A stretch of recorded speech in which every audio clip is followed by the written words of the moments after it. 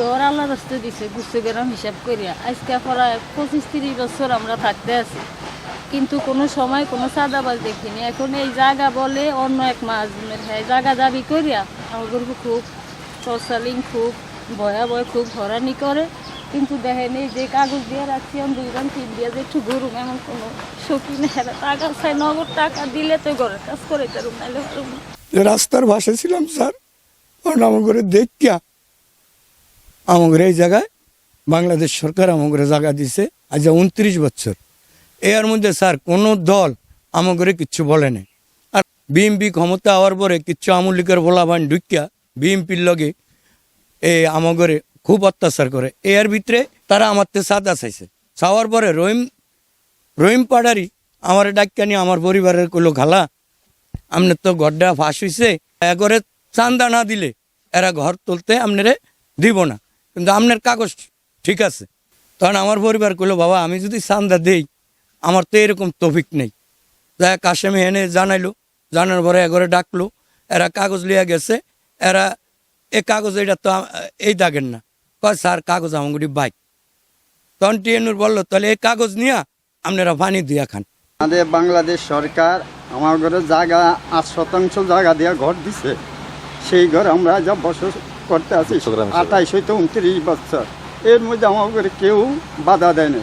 এখন বিএনপি থেকে একজন লোক আর আওয়ামী লীগের থেকে 3জন লোক, এরা শক্তিশালী হয়ে আমার জায়গা কিনে হেগো নামে নেয়, নিয়ে আমার ঘরে বলে কিনতাম।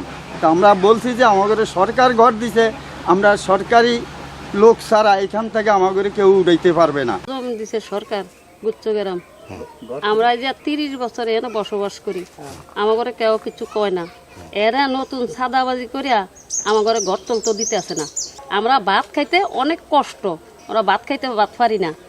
এর পরে পানি উঠতে তাদাম আমরা রাস্তা খারে থাই, হেও আমার ঘরে কোনো কেউ আসতে দেয় না। আমরা রাস্তা খারে থাই, পানি কমে গেলে আবার ঘরে ঢুকি। দেখেন আমরা ওই গুচ্ছগ্রামে সরকার আমাদের ঘর দিছে, ঘর দেওয়ার পর ঘর ভাঙ্গিয়া চুরিয়া গেছে, ঘর ঠিক করতাম বলে আমাদের দেশের মানুষের দেয় না। আমরা খাইতাম পারি না, লইতাম পারি না, 100 টাকা হলে আমাদের খাওয়া দেয় না। এমন জায়গাতে আমাদের আনিয়ে সরকার জায়গা দিছে। 25 বছর 28 বছর যতটুকু জানি যে এটা সরকার গুচ্ছগ্রামের ঘর দিছে। এলাকার 3-4 জন লোক এটা বর্তমানে আবার দালালি। জমিটা হইলো মূলত বারেক স্যারের, আব্দুল বাড়ি তার ছেলের কাছে বিক্রি করছে, ছেলে বিক্রি করছে আবার আমার কাছে। আমি দীর্ঘ 10-11 মাস আগে বায়না সূত্রে মালিক হয়েছিলাম। পরবর্তী নেক্সট আমি দলিল নিছি। মূলত আমি দলিলের ইয়েতেই তাদের কাছে এমন তো আমি বলি না যে আমি জমি কিনছি, কিন্তু এমনি লোক মুখে তারা আর কি শুনছে যে আমি জমি কিনছি, এই হিসাবেই তারা দৌড়াদৌড়ি করতেছে। আমি তাদেরকে বলিনি কিছু যে জমি কিনছি আমি, আপনারা চলে যান বা উঠা যান, আমার তো জমি কিনে নিতে এগুলো আমি কিছুই বলিনি। সরকার দিছে হলো এটা বারেক স্যারের রেকর্ডিং সম্পত্তির উপর দিছে, আব্দুল বাড়ির রেকর্ডিং সম্পত্তির উপর দিয়েছে সরকার। এটা অনর্থক তারা জড়াইতেছে, হয়তো জাকিরের এগেনস্টে যারা আছে তারা জড়াইতেছে। জাকির এখানে কিছুই না, এখানে জমি কিনছি হলো আমি। আপনারা জানেন যে ভেদুরিয়া ইউনিয়নের একটা জায়গাতেই 9টি পরিবারকে, প্রত্যেক পরিবারকে 8% করে জমি দেওয়া হয়েছিল, 9টা পরিবারকে।